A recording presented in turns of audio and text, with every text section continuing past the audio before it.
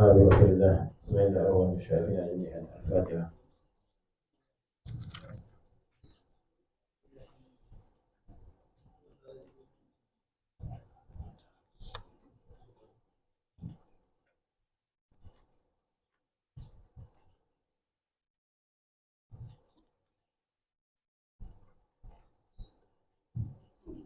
أعوذ بالله من الشيطان الرجيم بسم الله الرحمن الرحيم الحمد لله رب العالمين والصلاة والسلام على أشرف الأنبياء والمرسلين سيدنا محمد وعلى آله وصحبه أجمعين رب اشرح لي صدري ويسر لي أمري واحلل عقدة من لساني يفقهوا قولي. Sambungan kitab Minhajul Abidin muka surat 197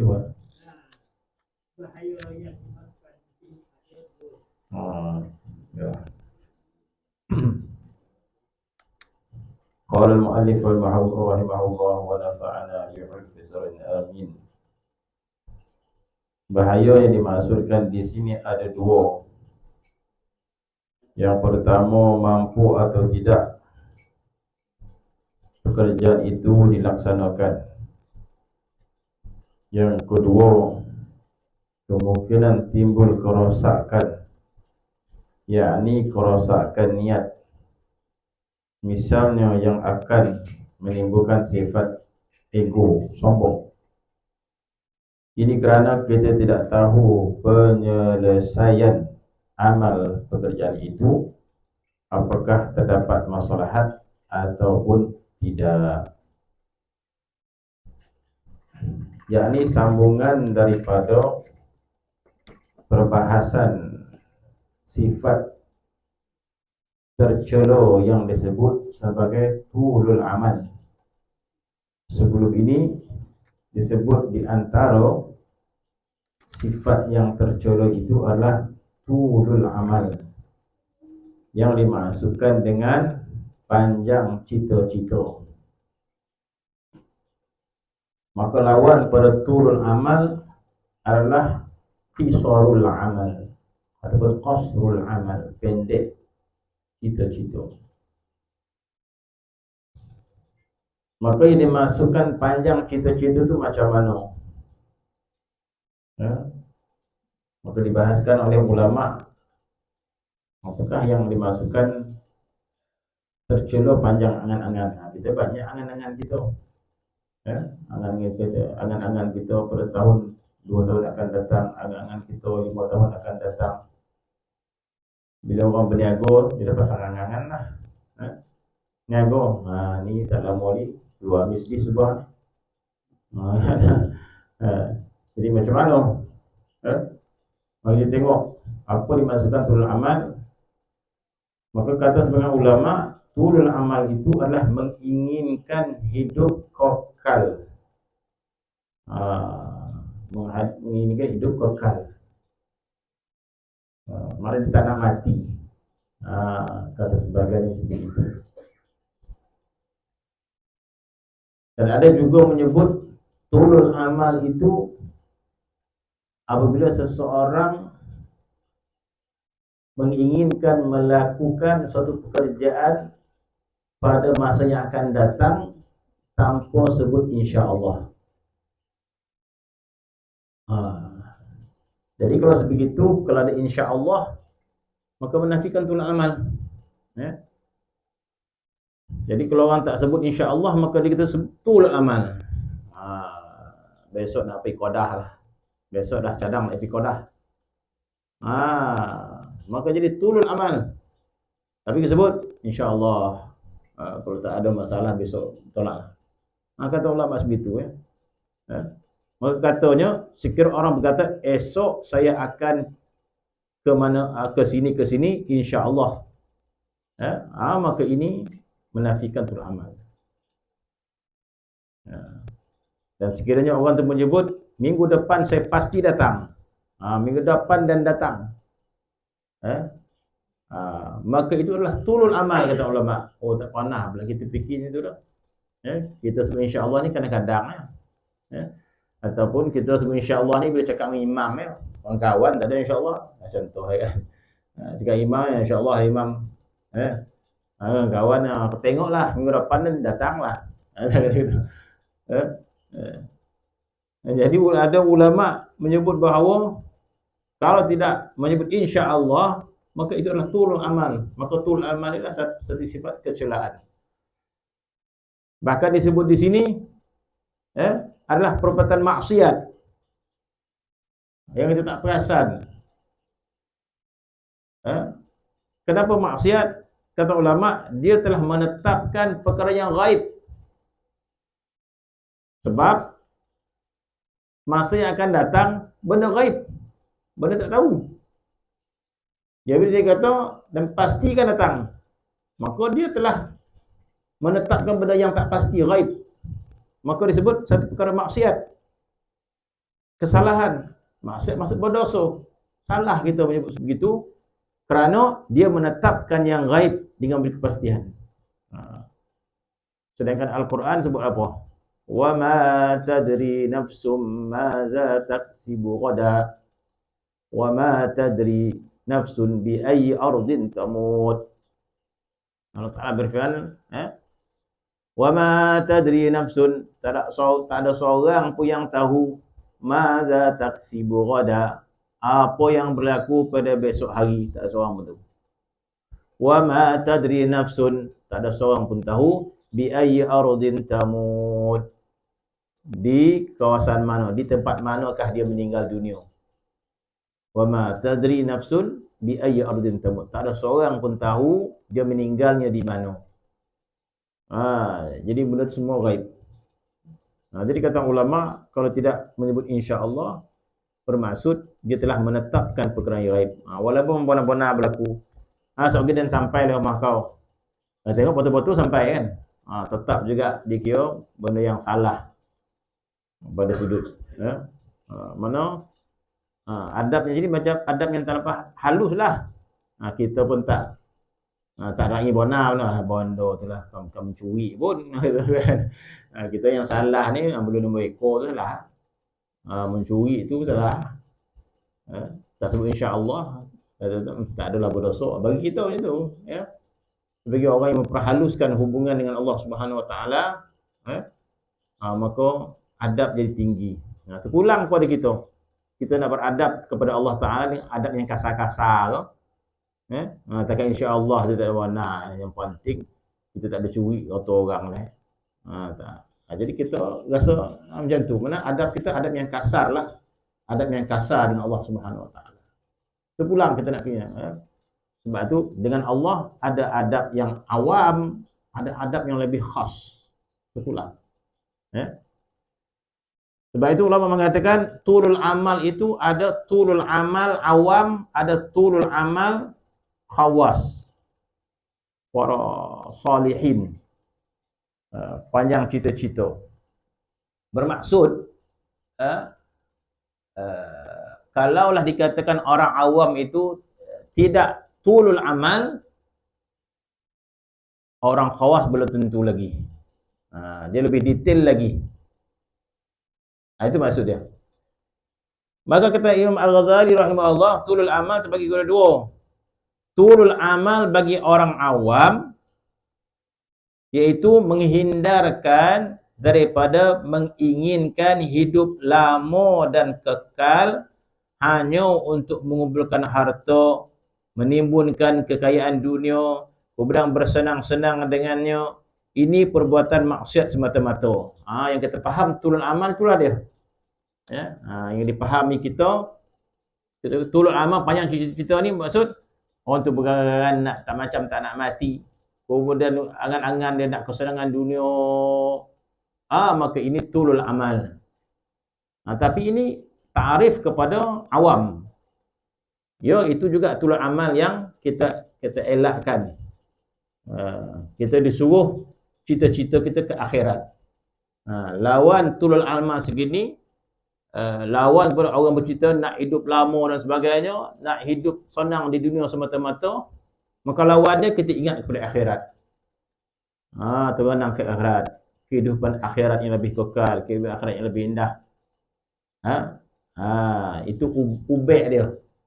sekiranya seorang tu terkena penyakit tulul amal yang sebegini, penyakit macam mana? Cerita-cerita dia panjang ke depan hidup dunia. Dia tak tahu, mungkin minggu depan dia meninggal. Tapi dia cerita ke dunia. Ya. Jadi itu satu sifat kecelaan. Maka cara mengubatnya, bawa ingat kepada akhirat. Dan tulul amal sebegini adalah tulul amal orang awam disebut. Bagaimana pula tulul amal kepada para solihin, para ulama dan salihin? Adapun tulul amal kepada orang yang berilmu itu,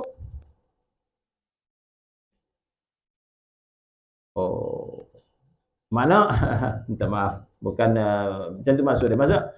Maksudnya tulul amal kepada orang awam itu adalah maksiat. Tulul amal kepada orang berilmu itu taat. Maka dikatakan tulul amal orang berilmu itu adalah menginginkan hidup lama dengan menyempurnakan kebaikan. Kadang-kadang memang kita nak umur panjang kan. Nak umur panjang lah, nak umur panjang. Tapi kita nak umur panjang tak sama dengan orang lain nak umur panjang, nak bersenang lenang dekat dunia ni. Dia rasa seronok buana dekat dunia ni. Jadi dia sayang, dia nak umur panjang.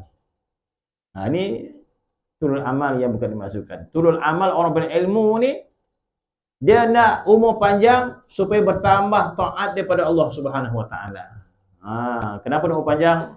Rasa-rasanya bekalan dia belum cukup rasanya. Amalnya tak cukup. Dia rasa amal tak cukup lah, dia kata. Amal tak cukup. Soda pun dulu lambat nak soda. Sekarang ni adalah soda sikit-sikit. Jadi harapan dia supaya umur dia panjang lah. Sebab apa? Sebab dia nak menambah amal. Ni okey, tak apa. Iaitu menginginkan hidup kekal untuk menyempurnakan kebaikan. Tetapi di dalamnya masih terkandung bahaya. Yakni amal yang belum dapat diyakini kerana ada kalanya kebaikan itu tidak mendatangkan maslahat sehingga dalam waktu menyempurnakan itu kerana sifat ujub dan sifat lain yang membahayakan sering turut serta.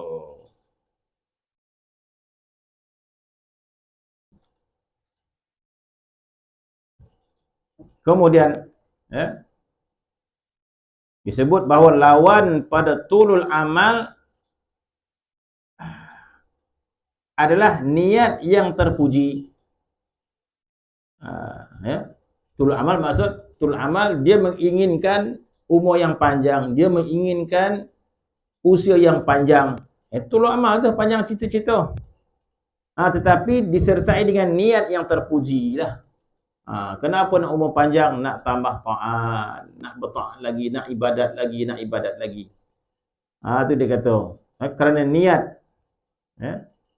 Oleh itu seorang yang punya niat terpuji, oleh itu orang yang mempunyai niat yang terpuji dalam panjang cita-cita dia, bermaksud dia panjang cita-cita dia nak hidup lama, nak hidup lama kalau boleh sampai 100 tahun lah. Tetapi niat terpuji. Sebab apa? Rasa belum puas untuk melakukan kebaikan. Belum puas dengan kebaikan. Dia nak buat kebaikan lagi. Maka disebut di sini bahawa ini tidaklah termasuk dalam hukum tulul amal yang tercela itu. Maka jadilah bergantung pada niat dia. Jadi kalau kita panjang cita-cita kita, masukkan benda-benda yang baik. Saya nak umur panjang. Kita pun jaga kesihatan kan. Beria jaga kesihatan. Kalau orang tak nak umur panjang, biarlah penyakit tu kan. Senang. Tak payah umur panjang tu. Tapi kalau orang nak umur panjang, macam-macam. Dimakan, macam jaga kesihatan. Jaga kesihatan, nak umur panjang lah. Tapi dimasukkan dengan niat yang soleh. Umur panjang nak tambah ibadat, nak tambah taat dan sebagainya, maka ini tidak termasuk tulul amal yang tercela. Itu maksudnya. Kemudian definisi niat menurut para ulama ialah memulai sesuatu amalan dengan baik sebelum segala sesuatu terjadi dan menyempurnakannya dengan bertafwid kepada Allah. Jadi apa maksud niat? Apa maksud niat? Maksud niat adalah memulai amal itu. Jadi sebab nilai niat adalah pada amal. Nilai niat pada amal. Amal tanpa niat pun bermanfaat. Niat tanpa amal, kita niat nak bersedekah tapi tak sedekah pun. Tapi kita dapat pahala lah. Kita niat nak pergi Mekah tak jadi pun, dapat pahala. Tetapi maksud niat yang sempurna itu adalah apabila ada amalnya. Bila ada amalnya maka sempurnalah niat tu. Sempurnalah niat itu. Kemudian amal pula disempurnakan oleh niat itu. Sebab itu dalam amalan kita, niat itu beserta dengan amal. Niat itu beserta dengan amal. Bahkan secara umum dia, niat itu adalah pada permulaan amal. Permulaan amal niat. Bila kita nak solat, pada takbir Allahu Akbar. Ketika mana kita nak umrah atau haji, ketika mana kita berihram kan, disertai dengan niat mula. Sebab itu ulama kata niat itu apa? Niat itu adalah memulai suatu amalan itu dengan baik. Mana mula-mula itu, mula-mula tu. Sebenarnya kita boleh ubah lagi niat tu. Boleh ubahlah. Mula-mula niat dia lain. Bila tengah-tengah tu dia sedar, ubah niat dia. Itu ramai ulama yang menyebut. Imam Ghazali pun pernah menyebut, tak salah. Dulu aku menuntut ilmu bukan kerana Allah dan Rasul.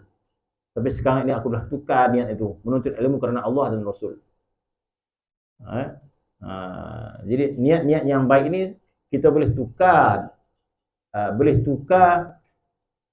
Dalam kita mengejarkan kebaikan tu boleh. Dah tengah-tengah dah kita ubah niat boleh. Contoh orang cari roto lah. Betul dia. Cari roto kumpul duit. Dulu masa waktu muda dia cari duit. Kan macam-macam niat nak senang, nak tunjuk ke orang dan boleh ya beli, kalau kos orang ya beli. Tengok orang dapat boli kita pun tunggulah sok. Dah dapat. Jadi niat-niat tu. Jadi lama kelamaan kita faham. Tak konolah niat macam ni. Tujuan macam ni tak kono. Jadi tujuannya kerana Allah Subhanahu Wa Taala, bukan untuk bangga dan sebagainya. Dia tukar, dia perbaiki niat dia. Gitu juga kebanyakan ulama dia rasa tak betul niat menuntut ilmu tu. Dulu dia menuntut ilmu macam tak berapa nak betul benar. Maka diperbaiki niat. Bermaksud sebelum niat dia betul, sebelum tu semua tak manfaat lah. Maknanya kata tak sempurna lah amal sebelum tu. Sebab niat dia tak betul. Bila dah betul tu bermula daripada niat yang betul tu lah. Jadi maksud amal itu bermula pada niat. Maka pendapat ulama memulai satu amal dengan baik sebelum segala sesuatu terjadi dan menyempurnakan. Masya Allah. Niat awalnya baik. Bagaimana niat awalnya baik? Ibadat kita semua disertai dengan lillahi ta'ala. Kata niat lillah. Kadang-kadang kita mulut tapi kita tak faham maksud. Ketika kata usalli fardal maghribi salasa raka'atin lillahi ta'ala. Jadi sebutan elok dah. Aku solat ni kerana Allah. Kerana Allah. Tapi dalam tu bukan Allah Ta'ala kata ada orang yang solat bukan kerana Allah, tapi kerana manusia. Jadi solat kerana manusia nama dia riya. Kerana manusia. Alladzina hum yura'un. Jadi pada awalnya niat kerana Allah. Jadi itulah ibadat kita yang betul. Niat kerana Allah, bersedekah kerana Allah, salat kerana Allah, baca Quran kerana Allah, berzikir kerana Allah. Kemudian menyempurnakan dengan bertafwid kepada Allah. Masya-Allah gitu. Ini tambahan lagi panduan. Bermaksud berserah kita kepada Allah Subhanahu wa taala. Ataupun bersandar kita kepada Allah Subhanahu wa taala tentang ibadat kita. Apa maksud bertafwid kepada Allah? Bermaksud kita menyerahkan urusan ibadat kita kepada Allah. Bermaksud, Masya Allah, kita kata ibadat kita adalah hak mutlak Allah Subhanahu wa taala. Serah pada Allah, bermaksud terpulang kepada Allah, sama ada diterima atau tidak diterima, itu adalah hak Allah Subhanahu wa taala. Bertafwid kita kepada Allah Subhanahu wa taala. Dengan bertafwid kepada Allah, merasa pasti dan yakin ketika memulakan suatu pekerjaan dibolehkan. Merasa pasti dan yakin ketika memulai suatu pekerjaan dibolehkan. Yakin kita boleh menyempurnakan, yakin kita boleh melaksanakan. Merasa pasti dan yakin ketika memulai suatu pekerjaan dibolehkan, asalkan dengan ucapan insya-Allah. Kan? Rasa-rasanya dah pek ni, dah pek beramal, rasa-rasa dah pek kita pergi umrah ni insya-Allah. Kan? Rasa-rasa takat RM1,000 tu dah pek saya zakah insya-Allah. Jadi sesuatu amalan yang baik itu boleh kita rasa yakin boleh. Boleh kita rasa boleh ni, boleh. Boleh kita buat ni. Untuk merasa yakin itu dibolehkan. Sedangkan benda belum habis lagi kan. Rasa-rasa dah dapat ni. Nak habiskan nak habiskan baca Quran khatam Quran seminggu ni rasa boleh ni. Dia yakin dah. Boleh tak cakap? Boleh. Dibolehkan memulai satu pekerjaan dengan yakin dan pasti. Dengan syarat ada insya-Allah. Dia yakin dengan kemampuannya, mungkin sebab dia pernah buat. Ada pernah buat khatam Quran dalam seminggu.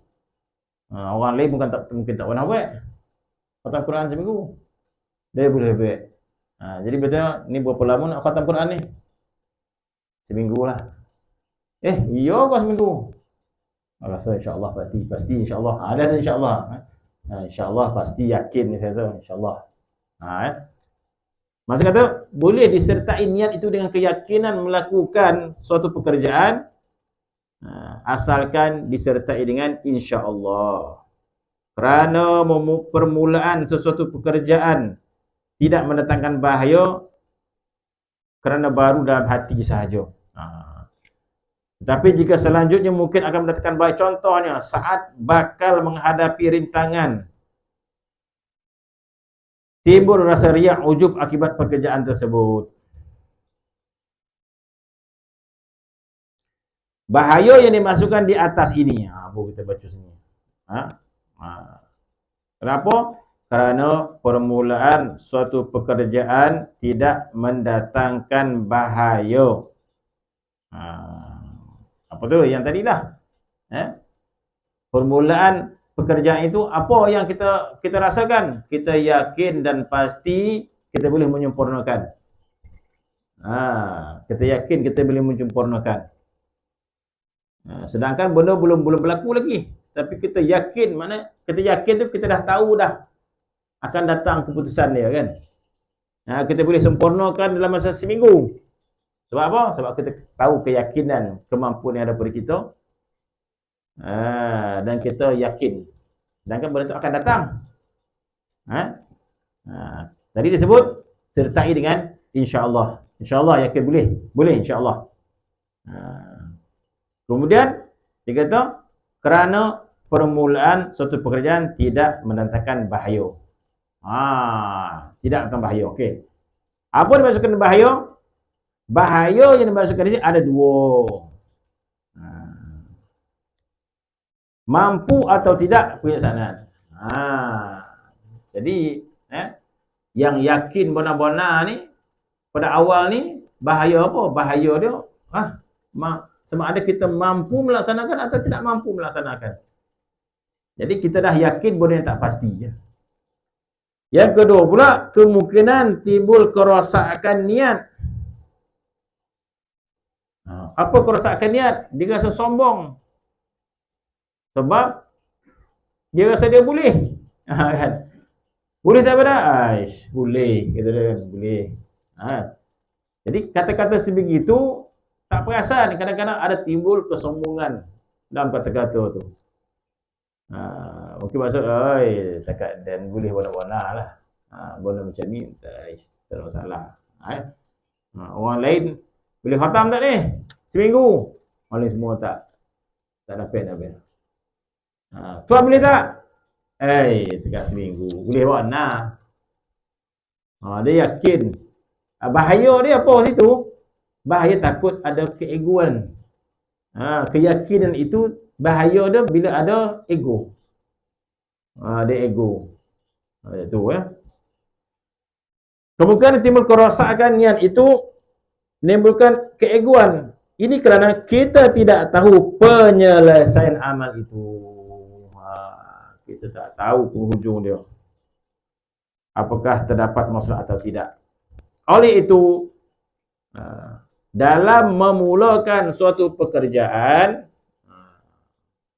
terutama pekerjaan ibadat yang taat, wajib ke atas kita untuk mengucapkan insya-Allah. Walaupun kita mengetahui kemampuan kita. Kita dah tahulah. Kita boleh khatam Quran seminggu. Kita tahu kemampuan kita. Tapi serio kita sertai dengan insya-Allah. Wajib di sini sebutnya. Wajib ke atas kita mengucapkan insya-Allah. Kemudian menyerahkan segala sesuatu kepada Allah. Bermaksud apa maksud menyerah kepada Allah? Bermaksud jangan kita bersandar kepada kemampuan kita. Walaupun kita mampu, kita tahu kekuatan kita, kita sehat, kita mampu bertahan, kita kuat ibadat dan sebagainya. Dan kita lakukan ibadat, keyakinan kita terhadap diri kita. Yakin pada diri kita. Itu benda yang tercedok. Walaupun benda itu berjaya berlaku. Orang nak pelajar nak menghadapi peperiksaan contoh. Ini mungkin ramai pelajar agama tak sedar. Belajar agama ada peperiksaan. Dan dia mungkin kalau orang yang pandai, tak pernah gagal. Jadi ketika mana dia membaca dan dia memahami segala ilmu yang dibaca, dan ketika nak menghadapi peperiksaan, dia yakin dia boleh. Kan? Dia yakin dia boleh. Baguslah orang yakin masuk PSO, baguslah kan. Pada sudut zahir bagus, tapi kalau kita tengok dalam lagi, tengok dia yakin tu dia yakin pada siapa. Ini tak ramai orang perasan tengok. Dia yakin kebolehan diri dia. Sebab dia seorang yang pandai. Dia seorang yang kuat hafalan dia. Dia tahu soalan tu semua dia dah pernah buat. Jadi dia pergi menghadapi peperiksaan dengan penuh keyakinan terhadap diri dia. Ini satu kesalahan. Satu kesalahan orang sebut ini. Itu yang disebut ulama sebagai hijab. Maka kata ulama, subhana man hajabal ulama bi'ulumihi. Subhana man hajabal ulama bi'ulumihi. Maha suci Allah yang mendinding para ulama dengan ilmunya. Mana mendinding mereka daripada Allah dengan ilmunya sendiri. Orang ilmu itu terdinding pandangannya kepada Allah dengan ilmunya. Apa maksudnya? Dia bermaksud ilmu itu adalah miliknya. Dia merasai ilmu itu adalah miliknya. Dia merasai kepahaman itu adalah miliknya. Maka ini salah. Segala ilmu, segala kepahaman adalah milik Allah Subhanahu wa taala. Sebab itu adab yang disebut Imam Ghazali rahimahullah, walaupun kita mengetahui potensi kita, contoh dia apa ni, pergi Makkah, tawaf lah kata dia. Tawaf. Kita tengok macam ni lapis warna-warna gitu kata. Lapis warna-warna. Jadi kita tawaf dengan keadaan kita rasa diri kita kuat. Sebab kita tahu dia kita kuat. Takat macamnya kita gunung, bukit kita dah. Kan? Kita tahulah kaki kita tahulah kaki kita macam mana. Badan kita macam mana. Jadi tengok tak ada masalah, boleh kita. Kita pun tawaf. Di mana kecelaan dia? Kecelaan dia bersandar pada dirinya. Dia yakin pada kekuatannya. Ada kecelaan di situ. Maka yang tidak tercelanya, masya-Allah, walaupun dia tahu kesihatan dirinya, kemampuan dirinya, tetapi ketika memulakan pekerjaan tafwid ilallah, maka menyerahkan kepada Allah Subhanahu wa taala. Ini orang yang hebat. Sebab walaupun dia kuat, tak tahu. Mungkin saja tengah beramal nanti, tiba-tiba sakit, tiba-tiba Allah Taala tarik dia punya kekuatan dan sebagainya. Jadi kalau nak masuk peperiksaan, alhamdulillah sekarang dia hafal lah. Dia hafal semua tajuk dan sebagainya. Tetapi ketika nak masuk dalam peperiksaan, hatinya bergantung pada Allah Subhanahu wa taala, bergantung pada Allah. Ya Allah, Engkau lah segala-gala, Engkau lah yang beri. Ini orang yang beradab dengan Allah Subhanahu wa taala. Bermaksud setiap pekerjaan yang dia ingin lakukan itu, dia yakin dia mampu melaksanakan, silakan, dan dia akan menyebut insya-Allah. Kedua, kemudian tafwid ilallah. Tafwid, dia menyerahkan pada Allah Subhanahu wa taala tentang mencempurna itu. Sentiasa dia bersandar kepada Allah Subhanahu wa taala dan menyerahkan segala sesuatu kepada Allah. Sepatutnya dia tak payah serah pada Allah lah. Dia dah kuat, dia dah mampu. Tapi tetap dia berserah pada Allah Subhanahu wa taala. Jadi kita macam itulah selalu. Kita nak berjalan, kereta ni dah semua cukup dah. Kereta baru, minyak hitam ada, tayar baru dan sebagainya. Kita minta driver pula, driver yang memang driver betul-betul lah. Jadi walaupun dah kita yakin dah, mana kata, kita dah siapkan kenderaan yang terbaik. Kemudian kita dapatlah pemandu yang terbaik. Apakah memadai kita yakin dengan benda itu saja? Bolehlah kita yakin itu. Saya rasa-rasa boleh sampai tak sejam Pulau Pinang ni, tang sini. Yakin dia ni selalu bawa kereta 300 km sejam. Ataupun dia ni Formula 1 ni orang ni. Jadi dia yakin sebab dia ni kan. Memang nak laju betul ni. Daripada Tol Seremban tu nak sampai ke Penang sejam je. Tak ada obek tu lah. Tapi kereta ni apa jenis keretanya? Kereta ni 200 km sejam. Penang ni banyak, ni jauh.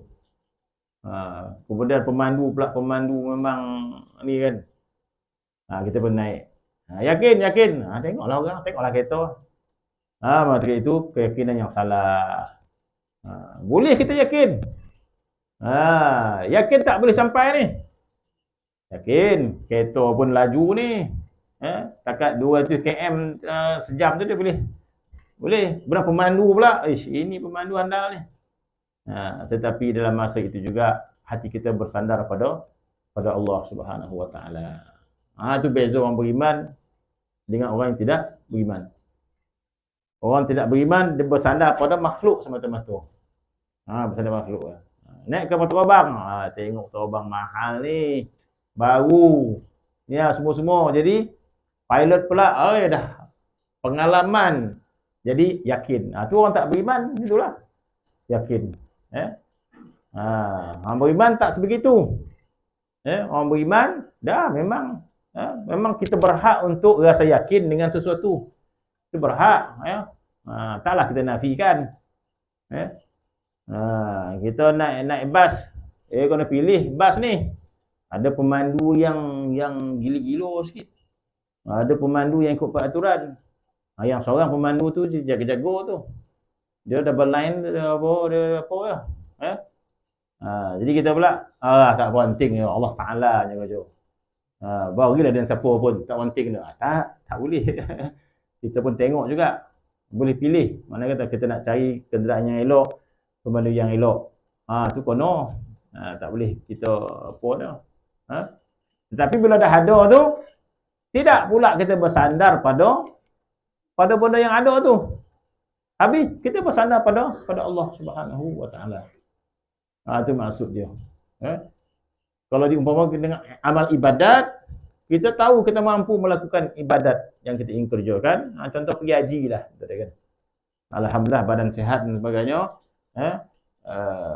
Kursus haji pun dah pergi, rasa dah faham dah, buat tawaf, buat sa'i, buat melontar dah faham dah. Jadi pun kita pergi. Kita pergi dengan sandaran apa? Sandaran ilmu dan sandaran, itu tak betul. Tetap kita sandaran kita pada Allah Subhanahu Wa Taala. Sentiasa kita mengharap ya Allah sempurnakanlah dengan baik. Sempurnakanlah dengan baik. Insya-Allah kita akan melakukan yang terbaik. Kemudian apa? Menyerahkan segala sesuatu kepada Allah Subhanahu Wa Taala dengan syarat-syarat di atas sudah ada, maka kemahuan itu menjadi niat yang terpuji, kata sini. Itu niat yang terpuji. Dan ini berarti bebas daripada sifat tulul amal. Jadi maksud tulul amal ni pun ada cara nak melepaskan diri betul amal. Kenapa? Sebab kalau kita tak sebegini teliti, Masya Allah, ditakuti nanti di akhirat dalam catatan amal kita ini adalah orang yang tulul amal. Kita ni orang yang tulul amal. Tulul amal tiba yang tercela. Jadi tak diterima lah. Dengan alasan tak faham pula macam ni, bukan tulul amal pula tu. Mungkin adalah belajar malah mikir pergi nak jadi. Bermaksud kita memahami maksud tulul amal ini untuk apa? Untuk kita terselamat daripada binasa amal kita dan kita adalah termasuk dengan orang yang tulul amal. Maka untuk membebaskan daripada tulul amal yang tercela, itu disebut tadi. Bersandar pada Allah Subhanahu Wa Taala dengan mengucapkan insya-Allah dan berserah pada Allah Subhanahu Wa Taala, maka tidak tulul amal. Hatta dalam perkara keduniaan kita kata. Kita cari rezeki, kita berniaga. Berniaga contoh dia kan. Jadi kalau ikut congak berniaga ni, confirm ujung tahun untung. 2 juta dalam tangan. Kalau macam ni punya cara jualan, kita kata, kita pun pandai congak, ujung tahun dalam tangan 2 juta. Kita yakin. Boleh, silakan. Ini orang berniaga dia pandai kan. Nak ambil tak berniaga ni. Dia dah kira dah. Kira. Untung ni. Dah. Untung. Ujung tahun dapat untung ni. Kan dia yakin. Ada keyakinan. Macam mana nak menghindarkan kita dalam perkara tersebut, kita termasuk dalam orang yang tulul amal. Tulul amal tercela. Maka disebut untuk menyelamatkan tulul amal, kita boleh yakin pada awal pekerjaan kita bahawa kita boleh melakukannya, silakan. Kemudian disertai dengan insya-Allah. Boleh. Jadi kita ada rakan niaga kita, dia pun ragu-ragu ya, boleh ke ni kita ambil projek ni? Boleh ke? Boleh, jangan risaulah, yakin. Saya yakinlah. Sebab ikut kira saya boleh untung ni. Boleh untung. Kita kan. Kawan ni dia tak nak faham benar. Yo kau ni. Boleh, kata dia. Saya yakinlah. Boleh tak buat besok? Boleh. Tapi disertai insya-Allah.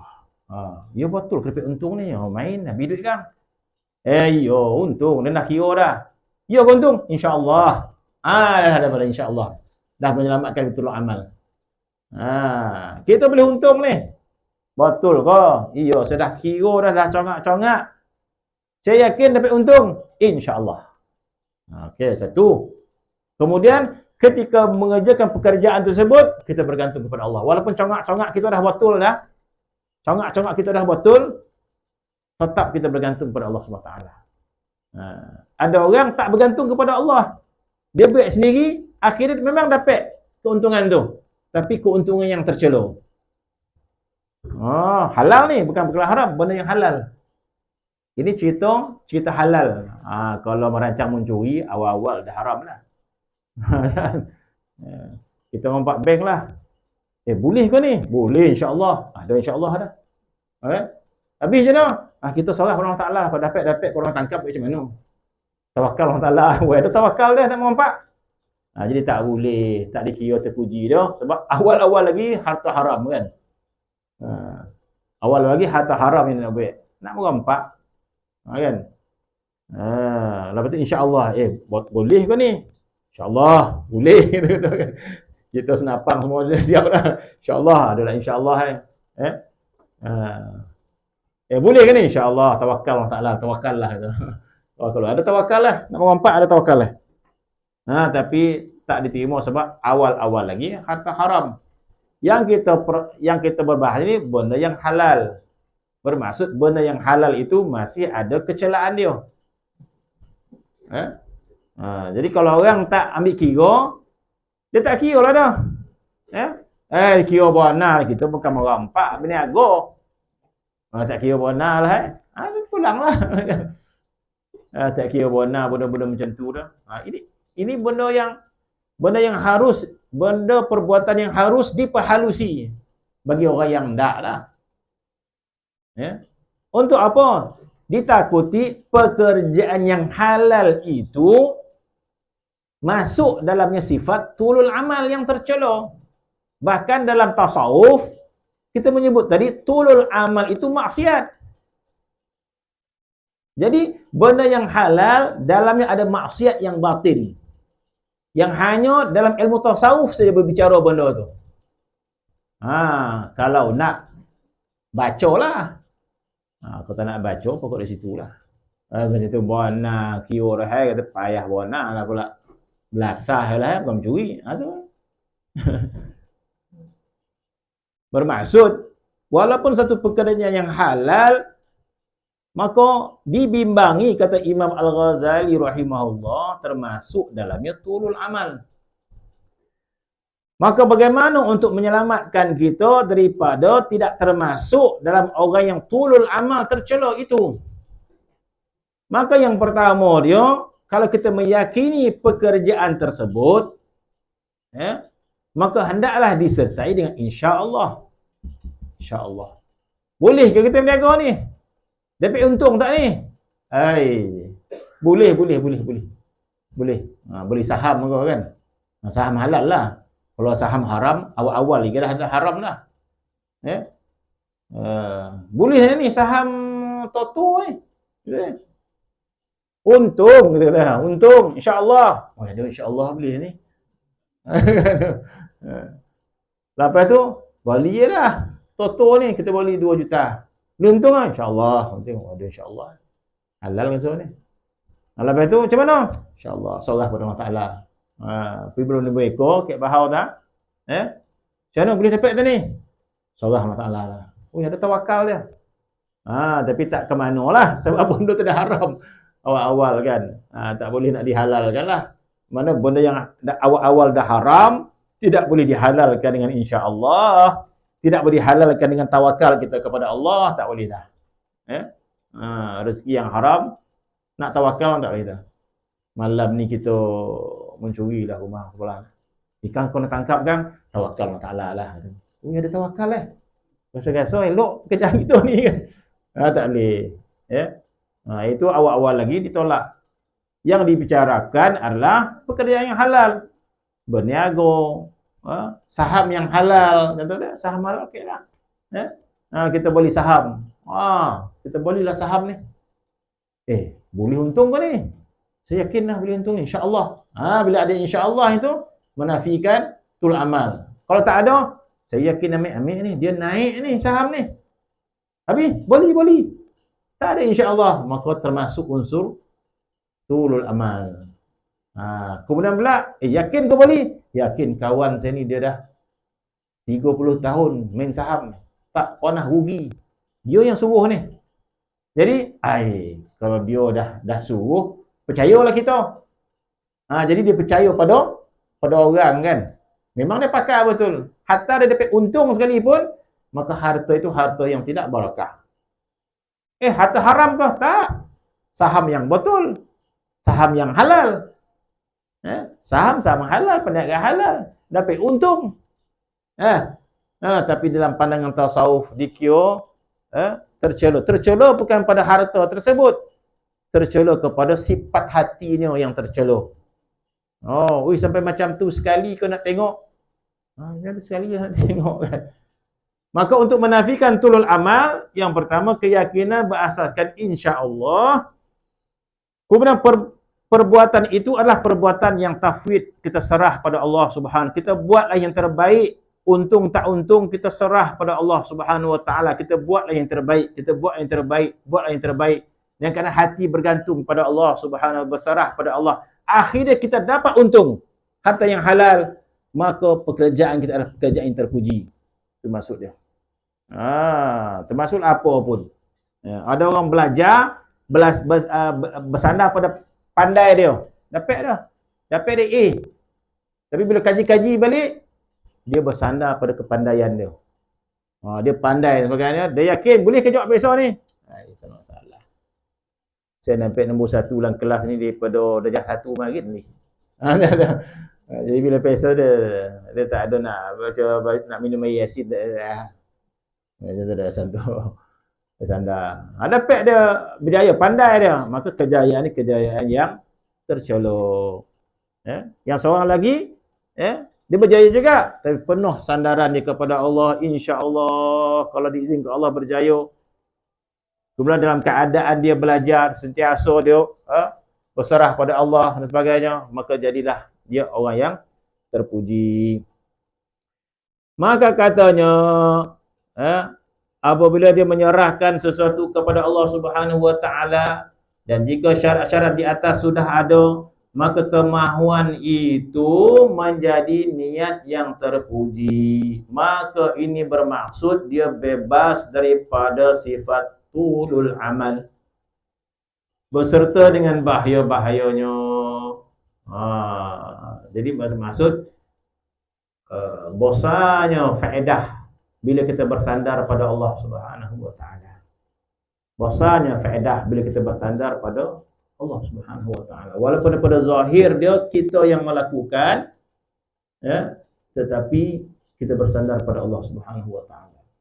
Sebab itu Nabi kita sallallahu alaihi wasallam meninggalkan satu nasihat yang amat-amat berguna kepada ahli taat.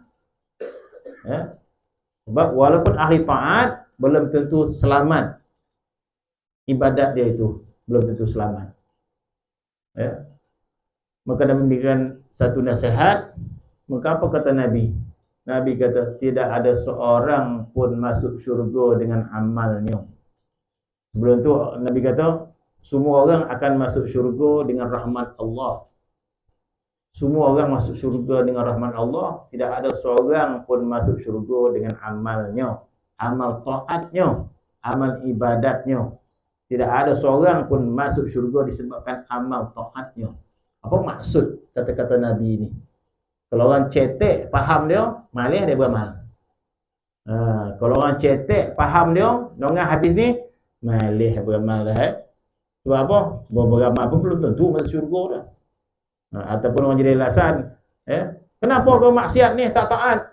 Tak ada. Bukan amalan yang menyebabkan orang tu masuk syurga. Mana salah faham kan. Jadi maksud Nabi itu bukan bermaksud kita ni akan jadi lemah beramal, tidak. Yang nama dia amal, ya, diperintahkan supaya menambahkan amal, menambahkan taat, menambahkan ibadat. Perintah semua ke arah itu. Perintah daripada Al-Quran, perintah daripada hadis Nabi, kalau kita tengok keseluruhannya, semua memerintahkan kita semua banyakkan amal. Tetapi bila datang hadis, Nabi mengatakan tidak ada seorang pun masuk syurga dengan amalnya. Semua masuk syurga dengan rahmat. Itu bukan bermaksud kita malas beramal. Kau tak beramal kau. Tak ada. Masuk syurga dengan rahmat Allah, bukan dengan beramal. Jadi, tak payah beramal dah. Tak payah beramal dah. Masuk syurga dengan rahmat. Beramal pun belum tentu masuk syurga dah. Tapi masuk syurga dengan rahmat Tuhan. Jadi itulah alasan yang diputar balikkan oleh syaitan kepada kita supaya kita kokal malas beramal. Itu ada satu falsafah yang diseleweng oleh syaitan. Sebenarnya kita pun malas nak beramal. Lepas itu kita kata tak payah beramal dah sebab yang masuk syurga adalah rahmat Allah Taala. Ayo tak ayo juga kita kata. Jadi sebenarnya bukan begitu. Jadi apabila Nabi menyebut sebegitu, maka sahabat berkata, "Ya Rasulullah, hatta dirimu ya Rasulullah." Hatta dirimu ya Rasulullah, engkau tidak masuk syurga dengan amalmu. Nabi mengatakan, hatta diri aku sendiri pun aku tidak masuk syurga dengan amalku kecuali aku diliputi oleh rahmat Allah Subhanahu wa taala. Jadi kalau berdasarkan hadis tersebut, bagaimana amalnya Nabi sallallahu alaihi wasallam? Nabi memahami makna syurga itu dengan rahmat Allah Subhanahu wa taala. Tapi dalam amalan, Nabi lah orang yang paling kuat beramal. Nabi kuat amal dia. Nabi qiyamul lail hatta tawaramat qadamai. Nabi bila qiyam, dia tak pakai banyak benda rakaat dah. Kita kalau qiyam, mungkin kita kata, berapa rakaat? 8, 10, 20. Nabi qiyam dia bukan lagi ikut bilangan, ikut bagaimana keadaan kaki dia. Itu cukuplah. Bila dikatakan bongkak-bongkak, pecah-pecah kaki dia kerana qiyam, hatta tawaramat qadamah, sehingga pecah-pecah tumit dia. Makna Nabi sangat kuat beramal, hatta tawaramat qadamah, bongkak-bongkak kaki dia, sehingga Siti Aisyah rasa amat kagum dengan Nabi sallallahu alaihi wasallam. Nabi sangat bersungguh-sungguh beramal sehingga kagum Siti Aisyah. Maka Aisyah bertanya, "Ya Rasulullah, amalan kamu ni untuk apa ya Rasulullah? Kamu bersusah payah beramal untuk apa ya Rasulullah? Sekiranya engkau inginkan syurga, syurga telah pun dijamin oleh Allah Subhanahu wa taala. Sekiranya amalmu ini untuk menuntut ampun daripada Allah, Allah telah mengampunkan dosamu yang terdahulu dan yang terkemudian." Nak baik apa lagi? Orang dah ampunkan kita, tak payah kita minta maaf dah. Kita minta maaf ni kalau orang tak maafkan kita. Maafkanlah, moncong kata kan. Sorry kita maafkanlah. Kita nampaklah orang tu belum maafkan kita. Bagi minta maaf. Nampaklah sikit senyum nampak dah maaf dah. Jadi pun macam mana nak buat lagi ni? Lagi boleh ke ticanai 2 keping, 2 orang ke ticanai. Langsung senyum dia. Jadi bila dia dah baik, bila dia dah maafkan kita, takkan kita nak minta maaf lagi dah. Sampai peringkat dia dah beritahu dah. Okey, ada nak maafkan dah. Dia nak maafkan dah, tak ada. Bila dia khabar dia nak maafkan, apakah kita nak jumpa dia? Mintalah maaf Kan semalam dia dah maafkan kau, nak minta maaf lagi. Bermaksud, kalau kau nak maafkan kita, takkan kita minta maaf. Jadi Siti Aisyah, ya Rasulullah, kalau ibadat kamu ini untuk minta maghfirah daripada Allah, sedangkan Allah Ta'ala telah mengampunkan dosamu yang terlalu kemudian. Jadi ibadat apakah ini ya Rasulullah? Maka Nabi mengatakan, afala akuna abdan syakura, tak boleh ke aku jadi hamba yang bersyukur? Apa maksud Nabi menjadi hamba yang bersyukur? Bermaksud ibadat Nabi ini kerana cintanya kepada Allah. Kerana cinta kepada Allah. Bukan kerana balasan, bukan kerana nak minta maaf, tak. ibadat kerana rasa cinta kepada Allah Ta'ala. Rasa terima kasih kepada Allah Subhanahu Wa Ta'ala. Hatta ibadat sebegitu pun bukan itu penyebab masuk syurga Allah Subhanahu Wa Ta'ala.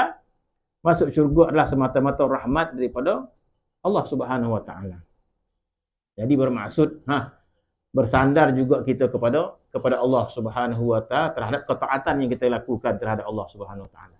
Maka ini akan menyelamatkan ibadat kita daripada binasa. Maka ia menafikan tulul amal. Habis. Kemudian benteng qisarul amal ialah mengingati mati. Jadi tulul amal sifat lawannya qisarul amal, pendek cita-cita. Dia dah bahas. Kalau kita nak panjang cita-cita, silakan. Tapi kita jangan jadikan dia sifat yang tercela. Kita cerita tahun depan, 2 tahun akan datang, 5 tahun akan datang. Kalau orang berniaga ni mesti ada perancangan tu. Ya. Dari berniaga, apa perancangan 2 tahun akan datang? Apa perancangan 3 tahun akan datang? Apa perancangan 5 tahun akan datang? Dia mesti sebut. Belajar kita tasawuf, kecelaan tulul amal. Lepas tu pergi pejabat, dia tak berhati dia. Bulan depan apa pencapaian? Entah, dialah rasa ya. Oi, kenapa pula ketua ni? Mari nanda pun lah. Minggu depan apa tuan? Pokok dari situ lah balik dah. Apa ni? Kawasan baca kitab tasawuf sana. Ketua kita ni. Tengok, kenapa ini? Kecelaan tulul amal. Kawasan dia tak habis baca. Apa tu bankrupt syarikat tu. Tak adalah perancangan dia. Perancangan minggu depan tu. Jadi tidak sebegitu. Akan disebut tadi, kalau ada perancangan yang panjang, silakan. Tetapi sertai dengan insya-Allah. Syarikat kita ni ada dia punya pencapaian target pencapaian dia. 2 tahun akan datang, jualan dia banyak mana, keuntungan banyak mana. Boleh tak kita tulis? Tulis. 5 tahun akan datang sekian juta, 2 tahun akan datang macam mana dia dapat jualan sekian bukankah tuan dah baca kitab tasawuf minggu lepas? Kenapa rancang lagi? Dia dah khatam baca kan. Boleh kita sertai dengan insya-Allah 2 tahun depan kita dapat keuntungan 5 juta insya-Allah. Dia insya-Allah 5 tahun akan datang jualan kita meningkat kepada 20 juta insya-Allah. Kemudian bila melakukan perusahaan tersebut serah pada Allah Subhanahu Wa Ta'ala. Maka menafikan tulul amal. Silakan, Tetapi kalau orang tu nekat untuk qisarul amal, silakan. Qisarul amal. Dia meninggalkanlah cita-cita yang panjang tadi. Nak untung dengan cara qisarul amal. Macam mana cara qisarul amal? Ingat mati. Ingat mati. Kalau orang tu ada syarikat, kalau orang tu ada syarikat, tentu kan, kemudian dia ada keuntungan hujung tahun. Tapi doktor khabar bulan depan tuan mati. Atau minggu depan tuan matilah. Tak tahu lah penyakit dah. Hari ni hari apa? Hari ni hari apa? Hari ni hari Rabu. Hari ni hari Rabu. Rabu depan tuan matilah, kata doktor kan. Lepas tu 2 minggu depan tu ada projek 3 juta. Agak bincang tak Macam mana projek minggu depan tu macam mana? Minggu depan dah dan tak ada 2 minggu depan dah dan Rabu depan dan mati. Tak nak mikir dah kata dia. Fikirlah untuk kita tuan-tuan. Tuan ada tak kuasa nak mati hari Rabu. Ada. Mana dia takkan fikir dah. Dia tak ada bicara dah benda yang terlampau jauh ke depan sebab dia mati. Jadi dia hanya fikir apa ketika itu? Fikir beramal lah. Beramal sebab dia nak mati. Jadi kematian itu memendekkan cita-cita. Mungkin dunia dia tergadai lah. Tapi dia sebab dia mikir akhirat lebih, Maka dia tak ingat. Jadi macam mana pendek cita-cita? Iaitu dengan mengingati mati. Benteng kisar aman adalah mengingati mati. Dan benteng dari segala benteng. Ada lagi. Benteng pertama, ingat mati. Benteng dari segala benteng kisar aman adalah mengingati akan datangnya ajal secara mendadak. Itu lagi. Ingat mati satu. Sebab kalau kita ingat mati, mungkin kita boleh kira-kira. Ingat mati. Tapi berdasarkan kesihatan ni, takat gaut, tak mati so. Contoh kan. Kita pun, kau nak mati pun rasa darah tinggi dah kan. Tapi itu turun pula darah. Kan. Jadi pergi kita orang kau lah. Nak mati rasa 2-3 tahun dah ni. Ada? Ada. Ingat mati juga. Satu lagi, ingat mati, mana tahu mati mendadak. Tambah lagi. Mana tahu mati mendadak. Jadi itu semua untuk apa? Untuk kita pendek cita-cita duniawi kita lah maksudnya. Pendek cita-cita dunia. Kita kawal cita-cita duniawi itu. Dan benteng, segala benteng adalah kita mengingati akan sekiranya ajal datang mendadak. Berapa ramai orang datang ajal datang mendadak. Aksiden mendadak. Mati aksiden mendadak. Mati apa lagi? Mati jatuh mendadak. Mati yang tak mendadak ni mati sakit dia kan. Sikit. Tambah syarat bulan depan tak mendadak dah. Kita dah rasa-rasa dah. Rasa ni tak lama rasa ni. Bulan depan rasa tu tak mendadak. Orang pun cek. Rasa ini dah menurun lah ni. Kena COVID menurun. Tu tak mendadak lah. Selalu orang kena COVID, orang mati bersedia lah tu. Kono tuan kono COVID. Kono nampak mati tu. Rasa minggu depan lah ni. Tapi tak mendadak lah maksudnya. So, tu mati yang bukan mendadak. Mati yang boleh kita bersedia banyak bondo lah. Mati sikit boleh, nak apa wasiat pun kita sampai nak buatnya, sampai selesai, semua selesai. Mana banyak bondo kita boleh buat. Ada sebagian orang meninggal dia macam tu. Dia tak mendadak. Sampai dia selesaikan semua bondo ni selesai. Meninggal. Ada juga orang jadi mati mendadak. Tak sampai apa-apa lagi. Tak sampai berkira.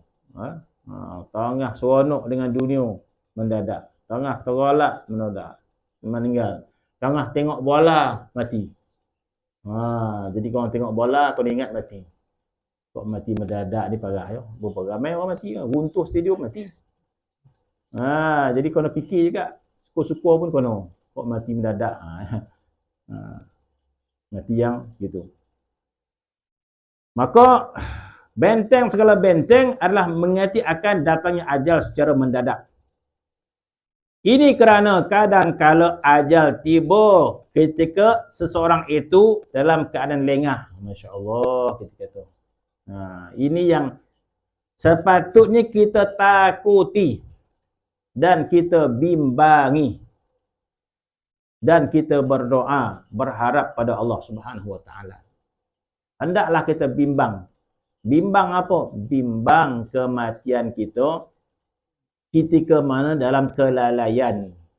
Kena ada bimbang. Jangan tak ada bimbang. Jangan kita tak ada fikir langsung. Kita dah beramal dan sebagainya, kita dah rajin ke masjid dan sebagainya.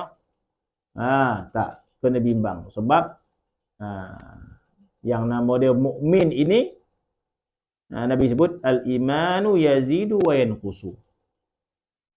Kalau jenis kita orang awam ni, iman kita yazidu wa yanqus. Dalam hadis Nabi menyebut al-imanu yazidu wa yanqusu. Iman itu kadang-kadang bertambah, kadang-kadang berkurang. Kalau kita ni benar-benar orang yang soleh, kita boleh tahulah diri kita. Bermaksud tak pernah berkurang. Paling tidak sama je. Semakin lama semakin naik, semakin lama semakin naik. Kalau kita yakin diri kita macam tu, tak ada masalah. Tetapi kalau jenis kita ni rajab rajin, kojab malih, kojab semangat, kojab lolap, kojab macam-macam. Kojab taat, kojab maksiat. Kalau jenis macam tu, tambah ubek. Bagi ubek ke dia. Itu penyakit tu. Ya? Penyakit. Kita ni penyakit yang badan ni ya. Yang kita senaraikan kan.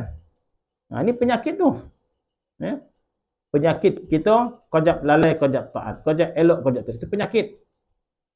Jadi apa ubek dia? Ubek dia rasa bimbang. Masukkan kebimbangan terhadap kelalaian kita, kemaksiatan. Bimbang apa? Kita perlu ada bimbang tentang ajal kita dicabut masa kelalaian kita. Kita kena ada perasaan bimbang. Bila ada perasaan bimbang, kita berharap kepada Allah. Bila kita berharap kepada Allah, kita berdoa kepada Allah. Kita minta kepada Allah. Supaya apa? Supaya kematian kita jangan dalam kelalaian. Dan kita minta kepada Allah Subhanahu wa taala kematian kita itu ketika mana kita berada dalam kemuncak taat. Kematian kita itu dalam kemuncak iman. Kematian kita itu dalam kemuncak cinta kita kepada Allah. Kematian kita itu dalam keadaan cinta kita kepada Rasulullah. Kena minta. Kena berharap. Dan kena ada rasa bimbang. Jika kematian kita dalam keadaan lalaian. Dalam keadaan kita tunai keadaan taat kita. Itu ubat dia. Jangan tak ada rasa bimbang. Belasah hidup ni. Biarlah tak Baik macam mana dah galak bona beramal malih lah pula Tapi baik macam mana tengoklah minggu depan rajin lagi Tapi tak ada apa-apa dah. Biarlah dia. Tak ada nak susah hati pula. Mana tak ada susah hati. Itu mana tu penyakit yang lain lah. Mana kita tak risau dalam keadaan kita kan. Sebab tadi kata apa? Bimbangilah sekiranya mati semendadak. Kenapa bimbang? Kerana kadang-kala ajal tiba pada ketika seseorang itu dalam keadaan lengah. Mana lengah ni berlengah-lengah untuk taat, berlengah-lengah untuk ibadat. Mana ketika mana jiwa kita malas. Masya-Allah kita kata. Dalam keadaan lalai, lemah iman. Dan ketika mana kita tamak dengan dunia, tertipu. Kadang-kadang kita ni tertipu juga di dunia ni kan. Kadang-kadang kita pun jadi tamak juga ke dunia ni. Kadang-kadang jadi zuhud dia balik. Kadang-kadang tamak balik, bawa-bawa balik. Jadi bimbang. Itu penyakit. Penyakit yang perlu kita kesedari. Dan bila penyakit kita bimbang. Ya Allah, bimbang. Jadi beruntung orang ketika ajal dia, hati dia tidak tamak pada dunia, tamak pada akhirat. Hatinya zuhud daripada dunia ini. Jadi ketika itu dia tidak panjang cita-cita dia sebab dia mengingati kematian dia. Oleh kerana itu kita harus menghafal kesemuanya.